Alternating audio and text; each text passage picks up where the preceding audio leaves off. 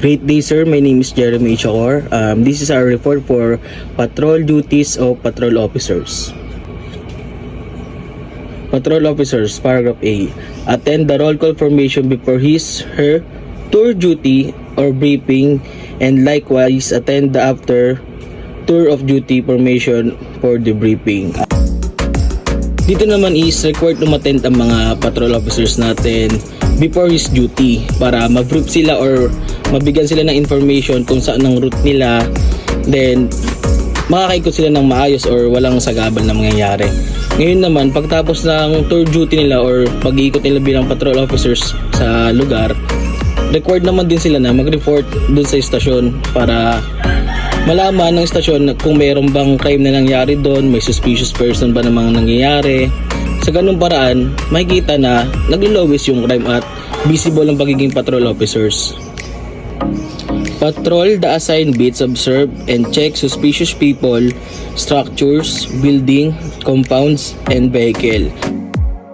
Dito naman is, papasok dito yun, kung halimbawa, dito ino-observe nila yung mga suspicious people. Halimbawa, lalo may mga patrol tayo na naman nakamotor, then may nasasabayan sila or may nadadaanan sila mga suspicious people na pwedeng makapag-commit ng crime or pwedeng kumumit ng crime. Then sa mga structures naman ay makikita nila na parang this like of structures is pwedeng magkaroon ng crime, lalong-lalo na po pagdating sa mga compounds. Kasi sa compounds may mga gathering, di natin maiwasan kasi Pilipino tayo. Nagkakaroon tayo ng mga gatherings kasi mahilig tayo sa mga gatherings, ganyan, birthday party. Usually dun nagkakaroon ng crime kaya sa mga patrol officers is mas iniikutan nila yung mga compound and kino-check nila kung ano ba yung mga nandun, like may suspicious people nga, yun nga kanina na-tackle natin yung suspicious people kasi sa compound may mga suspicious people din. Syempre kung may gatherings nga dyan, may iba't ibang tao na napasok dyan. Then doon like parang check lang nila, visual check lang ganun. Then sa mga vehicles naman, dito may mga vehicles na like walang plate number, suspicious na rin yun na pwede siyang mag-commit ng crime kasi nga walang identification yung sasakyan na ginagamit nila, baka gamitin nila sa crime. Letter C. Observe and monitor public gatherings, prevent disorders, and disperse unlawful assemblies. So kung may nakita kang nagkukumpul-kumpul na tao sa vet area, hindi mo sila dapat i-disperse immediately. Lalo na kapag walang commotion na nangyayari. In the Constitution, the people have the right to form association under the law of the land. So kung may nakita kang nagrarally and police officer ka, you may ask a permit. Kung wala silang permit, hindi sila makakapag-rally. Kailangan nilang gumawa ng permit galing kay mayor para makapag-conduct sila ng rally. And letter D, inspect and or conduct surveillance in various business establishment and other installation and remove hazard to public safety. So kung may nakita kang manhole or kung may nakita kang basag na bote sa daan, kailangan alisin mo yung hazard. Letter E, check suspicious vehicle, private, public, or commercial delivery vehicle. Yun nga ginagawa ito ng mga patrol officer para maiwasan yung mga crime katulad ng checkpoint. Yung mga nakamotor na kotse, chine-check nila kung may mga guns o possibility na pwedeng magkaroon ng isang crime sa isang lugar para maiwasan na rin yung crime at mapanatili ang seguridad ng bawat tao. Letter F, report occurrences and conditions which relate to crime, public peace, order, and safety. Bilang isang patrol officer, ang pangunahing ginagawa nito is magsagawa ng regular na pagpatrolya upang maiwasan ng mga krimen, insidente, para ma-check na rin kung may kahinahinalang gawain para mapanatili na rin ang mga opisyal at kapayapaan ng pampubliko. At ito na isa na rin to sa paglutas ng alitan, pagpapatupad ng batas, pamamahala sa mga taong pampubliko. At pagkontrol na rin ng illegal na pagtitipon. Kasama na rin dito ang tungkulin ng isang pag-aarang tulong na mga pagbibigay ng lunas, pagdirekta sa trapiko. Prevent crimes and arrest criminal offenders. Preventing crimes and arresting offenders requires a combination of proactive community engagement, law enforcement strategies, and technological advancement. Crime prevention strategies, community engagement and awareness, regular patrols and visibility, increase police presence in high crime areas to deter potential offenders, neighborhood watch programs, encourage community members to report suspicious activities, public awareness campaigns, educate residents on crime, prevention strategies like home security and fraud protection. Conduct regular visitations, dialogues, consultations, and other residents and other stakeholders.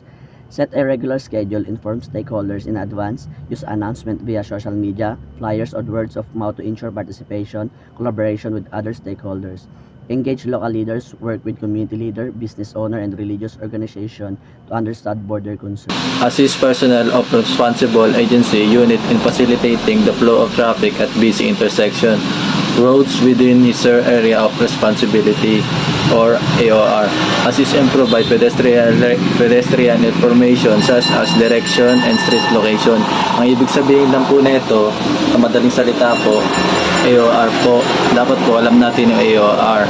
Ano po ba ang AOR? Area of Responsibility po. Dito po, makikita po natin yung mga law enforcements like HPG, PNP personnel, like traffic enforcers po, nagtutulungan. Halimbawa po nito ay yung pag may event po yung mayor natin. Yan, dyan po sila lumalabas po. Dyan po nagpapakita yung mga binanggit ko po kanina, yung traffic enforcer, PNP personnel, HPG. Sila po yung, ang sabi po dito, nagbibigay po ng tamang daan po, yung para mas mabilis po makapunta yung mayor natin sa pupuntahan nila, like meetings. Sila rin po yung mga gumagabay sa traffic, sa road condition po, kung traffic po ba or may aksidente.